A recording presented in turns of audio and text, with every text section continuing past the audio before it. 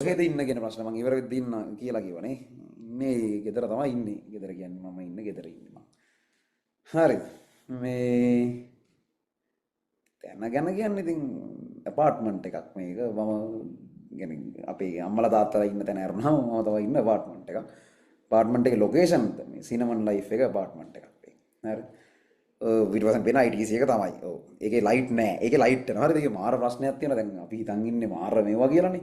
මේ ඒකේ ලයිට් යනවා කියන්නකො තමයි. මම කියන්න හොඳ නැතද YouTube live වල ප්‍රසිද්ධියේ.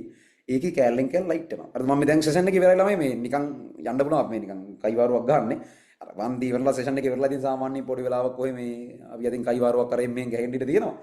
මේ එතකොට හෙට පන්ති අනම් මනම් තියෙන මේ දේවල් සම්බන්ධ විශේෂ උවමනාවක් නැති ළමයින්ට යන්න පුළුවන් කිසි ප්‍රශ්නයක් නැහැ.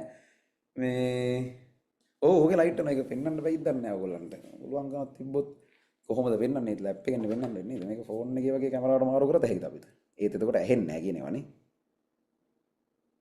ලැප් එක උස්සා යන්න වෙනවා එහෙම වුණොත්.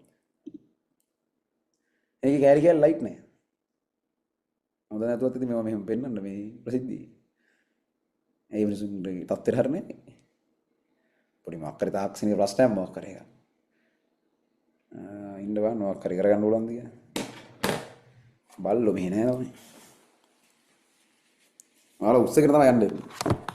උස්සගෙන ගිහලා ලයිට් නැති හැටි.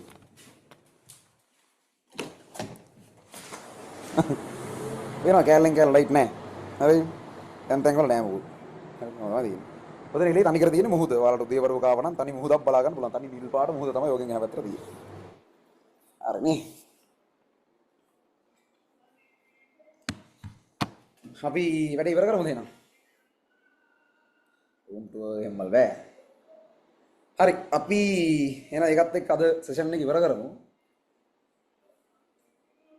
ඔව් හරිද? ඒ කියන්නේ ඒවා අතරම මේ පොඩ්ඩක් ඒක කියන්නම් ඕනේ නිකන් මම ළමයෙක් කියප එකක් දැකපින්ද.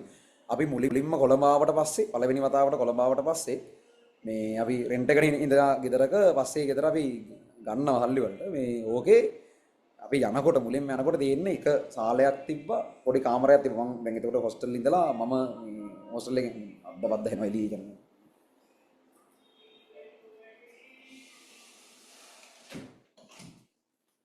මේ මොකද්ද කීකීරියේ පළවෙනිට එන්නේ මේකේ මේ සාලයක් තිබ්බා. සාලේ තිබුණා තව එක කාමර එකක් තිබුණා, කුස්සියක් තිබුණා, වටේට ටකරන් ගහලා තිබ්බ කුස්සිය. කියන්නේ අපේ ගමේ තිබුණ සාමාන්‍යයෙන් මැද මට්ටමේ ගෙදරක් තිබ්බා. මේ කොළඹ ආවට පස්සේ මුලින්ම එතන ඒක කොළඹ ඇවිල්ලා ඉඩමක් ගන්න ගමේ සල්ලි වලට බෑනේ කොළඹ ඉඩම් ගන්න. චූටි මේ උණ්ඩොක්ක ඉඩමක් ගත්තේ. දැන් ඒක නෙමෙයි අපි ඉන්නේ. තාම මේ ඉඩම තියෙනවා. කොහොම හරි ඒක එහෙම සාලේ තියෙනවා. ඒ සාලේ තියෙන්නේ සාලේ උස්සලා තියෙන සාමාන්‍යයෙන් ඒ කාලේ අපි මුලින්ම යනකොට තිබ්බ විම් මට්ටමට ඒ සාලේට අදාළ ෆවුන්ඩේෂන් එක උස්සලා තියෙන්නේ සාමාන්‍යයෙන් අඩි කීපයක් ඉන්න ප්‍රමාණයක් උස්සලා තියෙන්නේ. මොකද මේ ඒක ගම් වතුරට එහෙම යට වෙන්නේ. එහෙම ගෙදර. ඒ ගෙදරට මුලින්ම යනකොට ඒ යන්න තියෙන නිකන් මඩ ගොරුවක් වගේ එකක් මැදින් තියෙන්නේ. පාරේ ගල් තියලා තියෙනවා. ලොකු ගල් තියලා අපි ඒ වගේ ඇවිදගෙන තමයි ගෙදර සාලේට යන්නේ.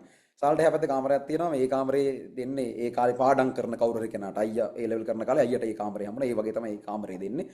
ඊට පස්සේ මේ සාලේ තමයි අනිත් හැමෝම ඉන්නේ. අම්මලා තාත්තලා මම මල්ලි අපි ඔක්කොම සාලේ හිටියේ.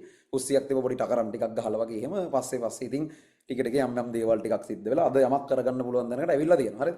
එතකොට ඔය සියල්ල වෙන්න පටන් ගත්ත තැන එක පොයින්ට් එකක් කවුරු ඇහුවොතින් මේ හැම දෙයකටම මුල වුණේ මොකද්ද කියලා A level result එක. හැම දෙයකටම පටන් ගත්ත තැන A level result එක. එතනින් ඉස්සරහට ආව මොකද්ද කරන්නේ? ඒක මොකක් කරේ. හැබැයි එතනින් එන confidence level එක පිස්සු හැදෙනවා. හරිද?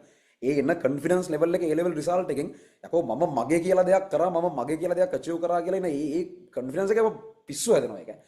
ඒකෙන් ළමයි ඔයා වැඩක් ගත්තම ඔයා වැඩකට වහින්නේ දේවල් පුළුවන් එකෙක් විදියට. ආර මිනිස්සු කියන කතන්දර දාලා නැහැ. ටියුෂන් වල අපි එනකොට මොන කතන්දරද කියන්නකො කිව්වේ නැත්තේ. ඉතින් දැන් මේ කතන්දර කිසිවක් නැහැ නේ. අපි මේ තැනකට වෙනස් වෙලා තියෙනවා. එතකොට ඒ කතන්දර මොකුත් නැතුව කොන්ද කෙලින් තියාගෙන යන්න ඕන confidence එකෙන්නේ අතනින්. ඔහොම කතා අපි ඉස්සරත් අහලා තියෙනවා. මීට වඩා 1000 ප්‍රශ්න තියෙන අපි මේක කරලා තියෙනවා. එහෙම මට එන ප්‍රශ්න මොකක් හරි මම ඒකට ෆේස් කරනවා කියන confidence එක එනවනේ. ඒක next level. ඒ හින්දා හරිද ඔයාලා පේනවට වඩා ඔයාලා දකින්නට වඩා මේ ලෝකේ මහ ලොකුයි. ඒක මහ විශාල ලෝකයක්. ඒක දකින්න පුළුවන් නම් හරි ආසයි දෙනවා. ඒවා විඳින්න පුළුවන් නම් මරු. අර වගේ කැත කතාවක් තීද්දි මේව ලස්සන වෙද්දි තවත් මරු. ඒතකොට මෙතන ඉන්න බහුතරය උඹලට එහෙම මොකුත් නැතුව ඇති. මීට වඩා අන්ත අසරණ කතන්දර ඇති ඕගොල්ලන්ට කියන්න. ඉතින් මේ කතන්දර කවුරුත් දැන් අහන්නේ නැහැ. හැබැයි අද මෙහෙම ඒ කතන්දර කියද්දි හැමෝම අහනවා. ඕක තමයි වෙනස. අර ඕගොල්ලෝ මේක දිනුවේ නැත්තම් ඔයාලගේ පෙරදුන කතාව අහන්න කවුරුත් නැහැ. හැබැයි ඔයාලා දිනුවට පස්සේ අර ගහන කයිවාරු අහන්න මාර මිනිස්සු ගොඩක් ලෑස්ති වෙලා ඉන්නවා. ඒ හින්දා දිනන්න මේක ඉවර කරන්න මේක පටන් ගන්න දිනන්න පටන් ගන්න ඒ පටන් ගැනීම ඊළඟ මාස පහේන ඒ ලෙවල් ඇතුලේ කරලා පෙන්නන්න.